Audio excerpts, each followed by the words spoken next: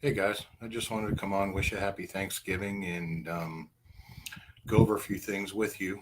And hope you guys are doing okay and enjoying your time off of school, and you know doing stuff that kids do. Just keep it off of YouTube. So I wanted to clarify a couple things for you, and in moving forward, some of the questions and some of the things that I've been asked as I progress are usually related to um, information that I put in the preface of every one of these reports, because I've always been a firm believer in state your opinion, state what you're doing there, and then stand by it and support it, which is pretty much the way I write. Okay, so these the prefaces of the reports. I'm sure you've seen them, and I'm going to go over a couple of them with you. Um, One of the when in for example in the initial judicial report, when I was literally identifying the bureaucracy, okay, and basically calling it that, but not necessarily calling it that. When I pretty much went into uh, the second paragraph, when I stated here what may seem so rudimentary when in consideration of basic equal protections and basic due process as it relates to this practice are luxuries that has never been afforded, right? We talk about the good old boy system, the bar association and its monopoly in the good old boy system, and you're either one of their club or you're not, right? So the fact that it has become arrogant and hostile is a side effect of this type of exile. That's history repeating itself. They didn't need me to tell them that, but this again was me introducing myself to a group of um, congressional members and explaining to them who I am, what my qualifications are, and the report obviously proves all of that. So it is for this reason my personal choice of profession was outside of this area of service for years. That was until I received the knock on my door, which forever changed the course of my life and forced me into action for no other purpose than self preservation in my own case. Right? It's pretty clear, right? That's when I went into and I quoted the Declaration, but when a long train of abuses and usurpations pursuing invariably the same object evinces a design to reduce them under absolute despotism, yada, yada, yada.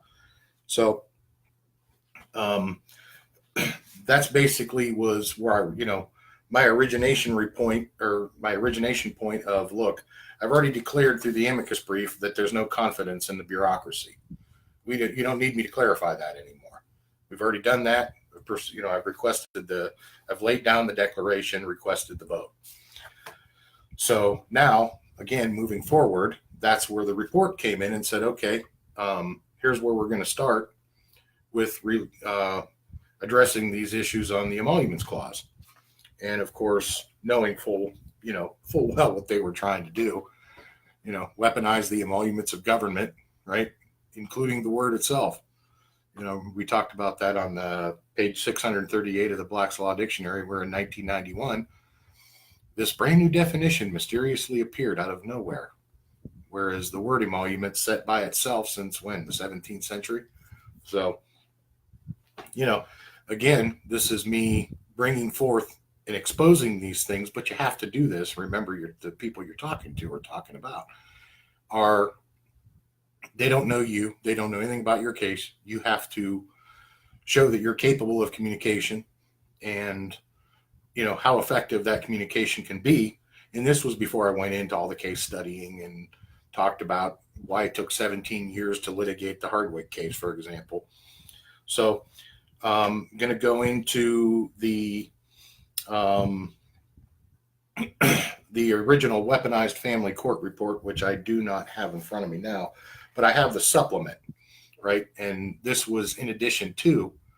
So when I read this, it's kind of a, not really a repeat of, but it's more clarification based on the original weaponized family court series. And I figured, okay, I need to be a little more specific based on the questions I was getting from the different members and the different people I was talking to and were asking me for input. So Basically, this brief supplement. Now, this is my initial appellate action here in the 5th District at the state level. Remember, they also wanted me to clarify what the negative nexus would look like at the state level, right? So this document does that for them. So look, this brief supplement is prepared as an addition to previous reporting to address continuing emoluments violations, excuse me, as related to agency practices, guidance documents, court rules, and integrity issues of this matter, consisting of 11,212 words on 51 pages, not counting appendix. These matters do negatively affect public trust in this governing body's ability to perform its tasks, right? Here's the reason we know that. Because, when John came on the show and he talked about the congressional clerks in his state didn't even know what a petition of remonstrance even was. That was kind of disconcerting in and of itself, to say nothing of the fact, I need to go ask the attorney. Wait a minute. So what we have in these state cases is a training issue, right? We need to instruct these people and teach them how to do this job, because apparently what they're being taught is wrong. Okay. So this is not going to be an easy process after 230 years. So now when we take into account, when in consideration of agency practices and how those practices violate the language of the cited in the Declaration of Independence, is the difference between an unlawful action versus an illegal action, right? Unlawful means it's in violation of the Constitution. Illegal means it's in violation of some statute, code, rule, or regulation. So one is civil, one is criminal. But when you get to unlawful, that's when you get to the difference between a misdemeanor and a felony, right?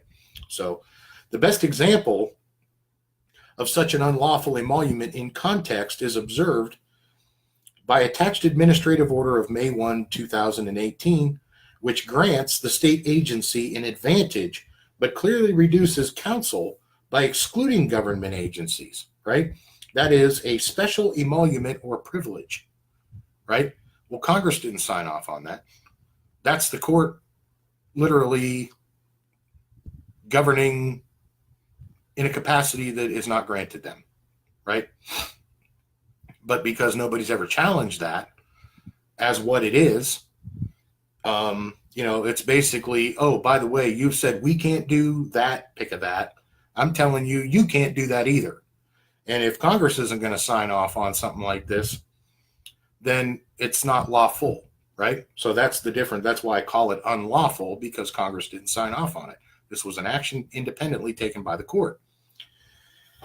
As an individual rule, this may seem ambiguous or insignificant.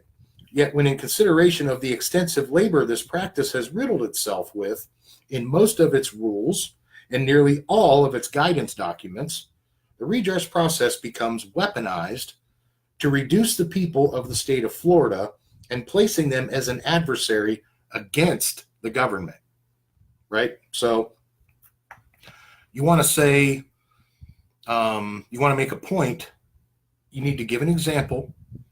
It's not just make an allegation. You need to clarify the allegation with supporting documentation, whether it be something from the rules of evidence or a particular action the court took itself. And is it lawful? Is it legal? What's the difference, right? So here's another example of the difference of a legal action that the court could take, was when they granted me standing through that mandate, right? That's a lawful action, right? Because that is the ability, the court requesting further clarification. They saw that I have the ability to learn, and of course I meet all the criteria of quote unquote legal practice. But what I do is doesn't come anything close to what they're accustomed to seeing, right? I'm showing them how to properly manage private sector business emoluments versus what they're used to seeing with their monopoly, right? It's, one of the private sector emoluments, profit margin or market advantage, profit margin, and capital gain. Okay, that's lawful. All of these advantages, profits, and gains, some of them are legal, some of them are lawful, some of them are illegal, and some of them are unlawful. So, but because nobody's ever done this before, we go back to these problems that we ran into with John when he walked in and said, hey, I want to file this. Is this where I file it? And they went, huh? So basically, in continuing on to this, we go into again, I'll clarify through the language of the Declaration. This is a clear act of treason as defined within the Declaration, leading to mock trials, kangaroo courts, violating the emoluments clauses of the several states listed in the authorities. See Article 4, Section 2. Privileges and Immunities Clause. What's available in one state is privilege or immunity is available in several states. You'll hear attorneys and prosecutors refer to that as the bar of prosecution language, right? So, again, it depends on public sector, them being as prosecutors, they think bar of prosecution. In the private sector, we think privileges and immunities as we do business from state to state. See the difference? So, and the Declaration language that I quoted here was the sentence after the "but when a long train of abuses and usurpations, blah, blah, blah," continued on with that thought, such has been the patient suffrage of these colonies, and such is now the necessity which constrains them to alter their former systems of government. The history of the present King of Great Britain is a history of repeated injuries and usurpations. Let that sink in, right? All having in direct object the establishment of an absolute tyranny over the states. To prove this, let these facts be submitted to a candid world. So, and then, of course, the Declaration goes into the declared acts of tyranny. So, on the cover page, I've listed 2 or 3, depending on which document and where it goes. So, that was clarification at the state level of, okay, what does a weaponized family court look like at the state level? What is this reus excipiendo fit actor, this reverse prosecution? What the hell am I doing here, right? And of course, throughout the whole time, I was advising Congress. I was advising everybody, right? Because the cover pages clearly showed that, And again, just for the sport of it, here was the appellate court under Florida Constitution Article 1, Sections 1 through almost every 1 through 26, pursuant to 2 Florida statutes and what were the federal emoluments violations under Titles 240 or Title 18, 241, 242, and 643. 241 we know is basically them to conspire. 242 is deprivation of rights under the color of law, and 643 is mismanagement of government funds, right? So I said, look, these 3 things, they work in concert. Remember, I work in rules of 3 whenever possible, right? They might get through 1 or 2, but they're not going to get through that while they're new. They won't get through all 3, right? Because even if they're able to dissuade 241 and even 242, they still have a big ass money trail to answer for, right? So, I mean, it is what it is. So, and then again, bringing in the U.S. code under 28 U.S.C. 1927, 29 U.S.C. 1109. 1109 is the mandatory reporting, right? And 1927 is defective practice. Counsel's liability for excessive cost, I believe, is how it's worded. So, and again, because I'm advising them in an official capacity, E-clause, that's what I did. That's what I created it for. And again, I'm not standing there at the freaking door clawing at the damn thing. I'm sending them a document, right? That's redressing my grievances with government through peaceful assembly, right? That's, again, we watched this through Brett Kavanaugh, right?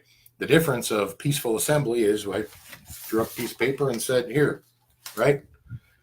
There were people that went there and literally clawed at the door, right? And stood up and acted fools in the middle of the entire process. It's just like, what version of reality are these people even living in? So today I went through and I was deliberating on whether I wanted to do this after the holiday or before the holiday. I decided to do it before the holiday. I sent out and attached a notice of process. There's a notice of process. I posted this in the group for you kids to read it, but I'll go through it with you real fast. This notice is to hereby inform the court of the pending applications of due process served upon and potential litigation, or litigations, you know me with /S, in 3 congressional general assemblies, Ohio, Florida, and Washington, D.C.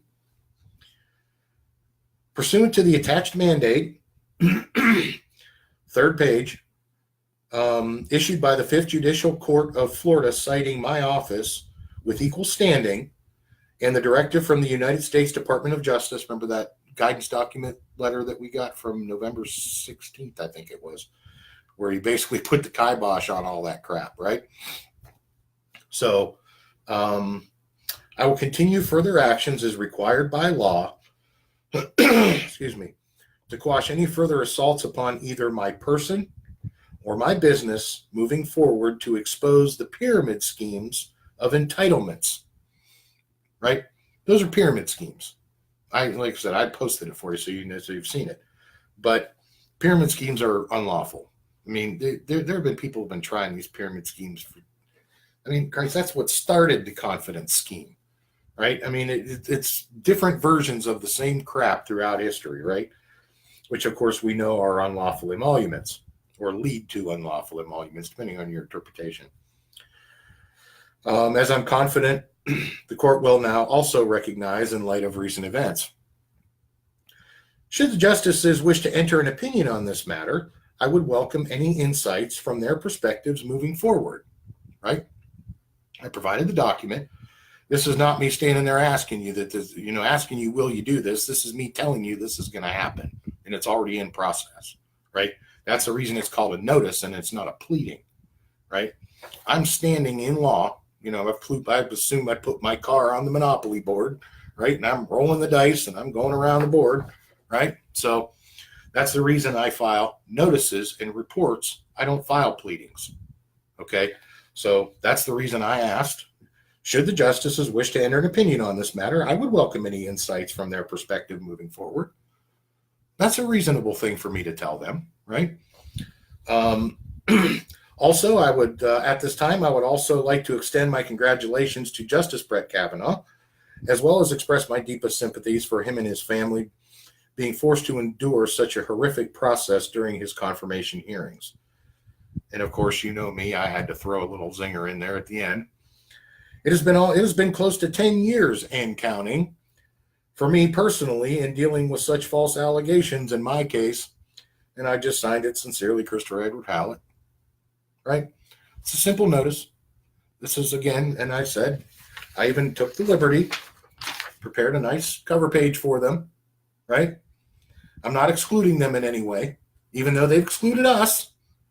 They've excluded us from their processes for 230 years. And I'm saying, you know what? No, you're not. Not anymore, you're not. Even you, court, have said you can't do this, you can't do that, you can't do this or that. But you're sure as hell doing a lot of it. So, that said, it's time to, kind of reel you guys back in a little bit, right? So, here's what I put down for them. I didn't label this as a parliamentary inquiry. I just told them it is what it is. Unlawful emoluments as unauthorized practices of law pursuant to the Florida statutes. That's the 454.23. That's the UPL. Florida statute, and the Stand Your Ground 776.013. Unjust conviction law under Title 18, sections 729 to 732, right? Also pursuant to the Treatise of Malicious Prosecutions and Treatise on False Arrest and Imprisonments. So, and I went in and did some more clarification on this. I also informed them on the cover that a judicial mandate has been issued. Right, so it might be something that they want to tag in on, but again, put it on the cover page so it's easy for them to see. Remember, it's all in communication. These people don't know you, So you have to come out and you have to be clear and you have to be concise and you have to be maybe a little forceful, but not ignorant about it, right? So, and I put down judicial mandate issued in the appeal number 18-1472 by and through Chief Justice the Honorable J.P. Cohen. So they want to know where the mandate came from. I put it right there on the cover page, and I said this is an amicus case brief. Well, this is an amicus case brief. That means I'm telling you, I'm not asking you, I'm just telling you this is what's going on, right? And this is prepared by me. My job description, the malicious designs of men must be thwarted. And of course, my credentials, my Ohio license and my Florida notary credentials. And, moving forward. And then underneath that, I put in a copy of the follow-up to explain to the court that this is a follow-up in the 116th Congress from the 115th Congress petition, which I know they've seen. So again, as they said, look, when I first started this, they came at me with the Pro Hoc rule. And I'm like, no, you're not going to limit standing, right? And you're not going to do it. And they're basically like, okay, prove that you're worthy of it. Fine. So that's what I did.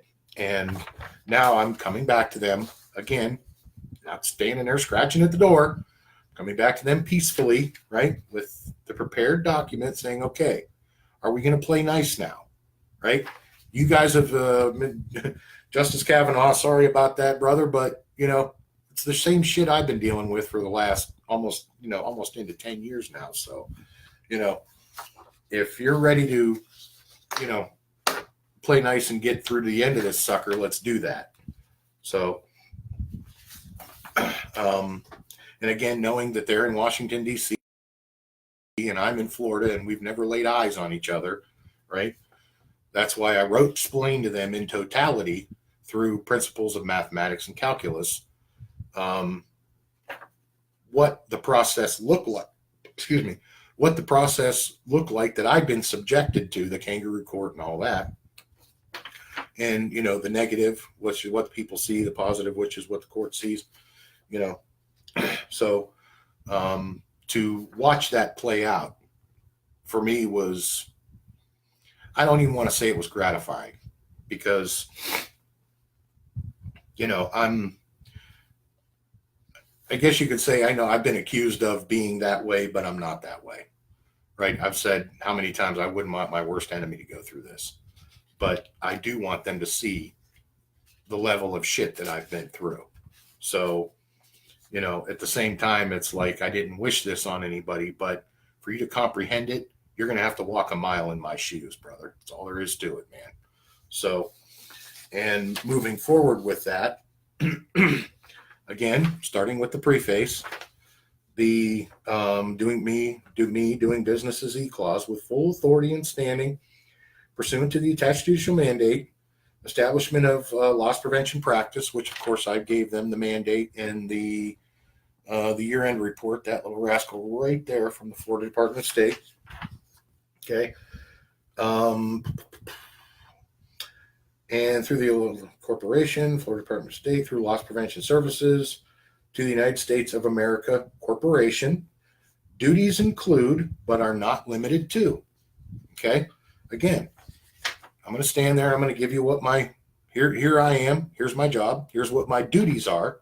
They tell you if you want to claim a duty, claim it, articulate it. Okay. So here, my duties include, but are not limited to, the malicious designs of men must be thwarted. That malitus hominum est obviendum that I put underneath my name on the cover page. Okay. Number 2, integrity of legal process issues as unlawful emoluments, pyramid schemes, sham prosecutions, and defective business practices, etc. Now, I listed those particular items because those are things I've already exposed, okay, throughout this process. And I've done it in all across the board. You go back to the original judicial report, that was Utah, Texas, and, here on the East Coast.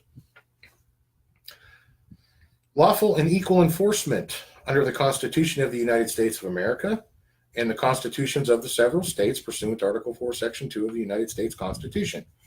The reason I keep bringing that up is because our case spans 2 states. it is what it is. So somebody's going to have to cross the line there somewhere. And in law, that is the federal government.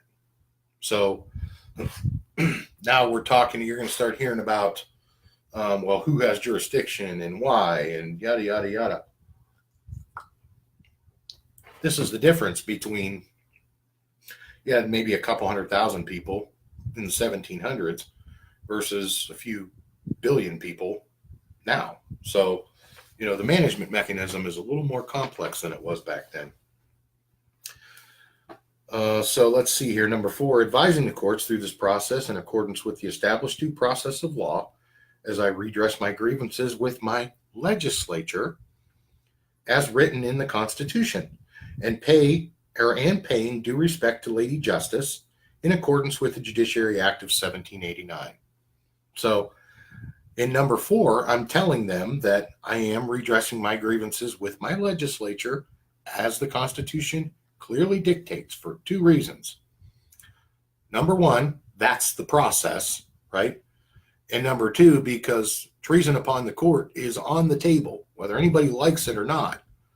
There is only one place that can be litigated in accordance with due process of law, and that is in Congress. If Congress decides it's treason, it's treason. If they decide it's something else other than treason, then we'll do that moving forward. But the allegation has to be laid out and supported through the fact pattern and the evidence and the blah, blah, blah. Just me doing business the way I do, I'm a little bit more detailed with the way I construct things than what they're used to seeing. So again, we're learning from each other. I'm showing them how I managed billion-dollar corporations and why I had that level of trust in the private sector, market advantage, profit margin, and capital gain, as well as, okay, now I have to come into government and I have to show you what I did and how it relates to where we are today. And how we handle this stuff, these defective practices in the private sector, it's whether it's corporate espionage or whether it's theft of intellectual property, whatever it is. These are principles and practices that we utilize, whether we realize it or not, every day. And the questions to be answered in this case by the court are pursuant to these fundamental principles or maxims of lawful process as follows. Justice comes before liberty. Justice is to be denied to no one. And right and fraud never abide together. Those are 3 pretty deep fundamental principles. And the reason it's before the Supreme Court is because if justice is to be denied to no one, and justice comes before liberty, if they deny justice, they're denying liberty. And that is an act of treason. Period. I don't think it would take me 10 minutes to convince a jury of 12 people that that is a fact. So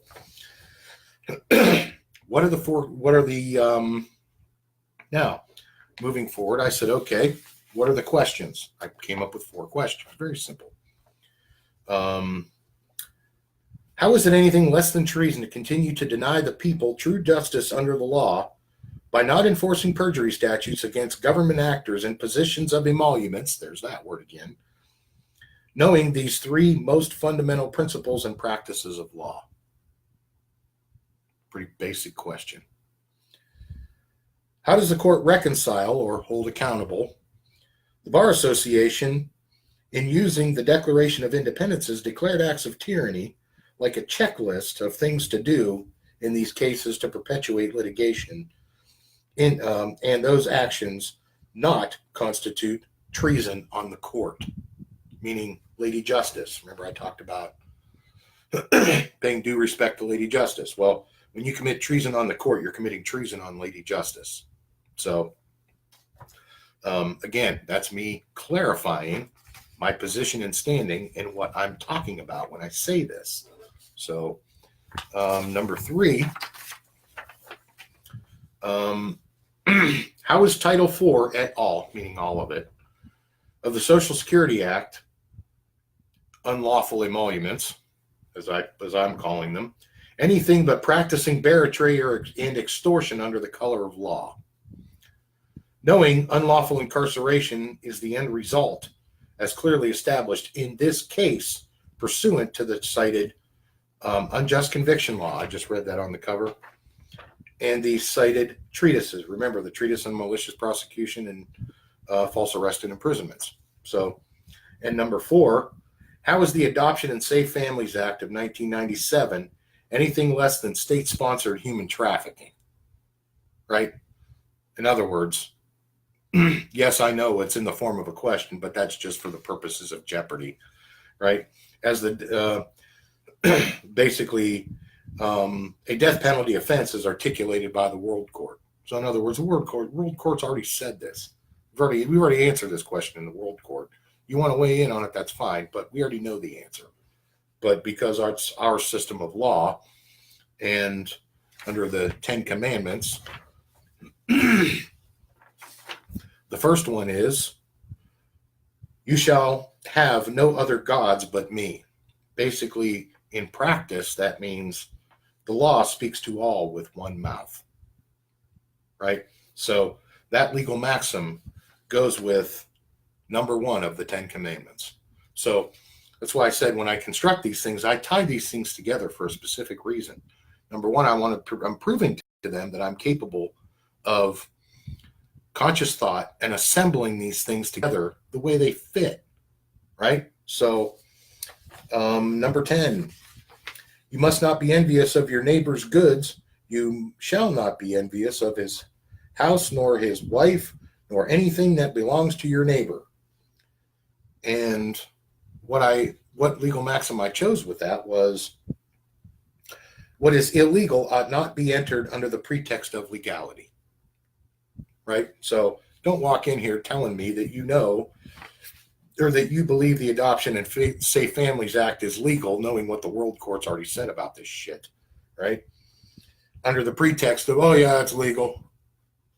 Come on, really? So, which takes us to the 10 principles in the Mason's Manual. Again, a book that half of these poor bastards have never even seen it. They've never cracked it. They don't even know what it says. So, you want to make a decision in a group. Well, let's see here. Let's start with rule number 1. The group must have the authority to take the actions it purports to take. Well, if the court has said that family rights and civil rights literally have nothing to do with the establishment, support, or management of government, why the hell are you doing family court? What the hell is wrong with you? How are you selling time, right? Basically, my time with you kids for a fee. Basically, you pay more and you get to see them more. It's pretty much the pretext of what that whole bullshit and shit show pyramid scheme is all about. And I provided copies of this on the backside. And again, showing that, knowing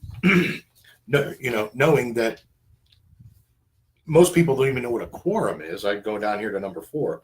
There must be a quorum present at the meeting. I even clarified through the Black's Law Dictionary definition what a quorum is, because you have no idea how many times people ask me, what the hell is a quorum? So, again, that's why I included that definition, because I've been asked that question multiple times. So it makes sense for me to clarify it for them in context. So that's why I said, so, I mean, I did post this up there for you guys. This is, it's referred to as the SCOTUS question. And I just basically attached these short documents to the front of the notice of lien document. I just kind of basically combined them together and made one PDF and printed it and sent it off to the Supreme Court along with that notice I read. So that's one of the neat things about doing what I did in the private sector is in those practices, we would compartmentalize those things. This is an example of compartmentalization. So if I wanted to send a notice related to the judicial report, I would create a notice, right? I would attach it to the judicial report. So basically stating, remember this, right? And whatever it is and how it fits in context. Same thing with the amicus brief and so on and so forth. So, moving forward, this is, going backwards in time again. we have to go back and say, okay, let's start at rule number one. If we can't get by rule number one, and 99.9% of the time they can't, because remember, what they're working off of is some policy, right? They're going under the pretext when they write these policies that the hard stuff's already been done for them, right? They went through the legislative procedural process and yada, yada, yada.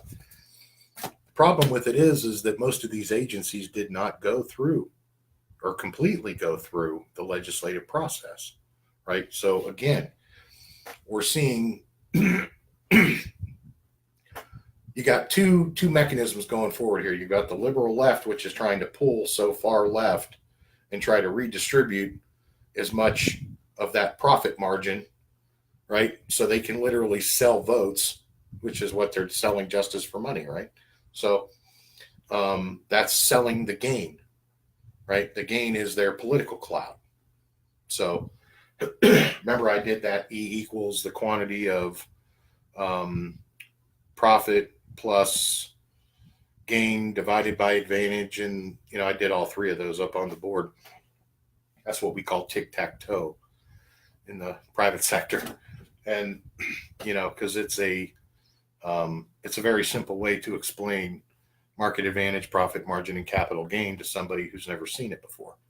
So, and again, in explaining into how I recognize this as a hostile takeover from foreign bad actors, I had to explain to them what a hostile takeover was through private sector emoluments, right?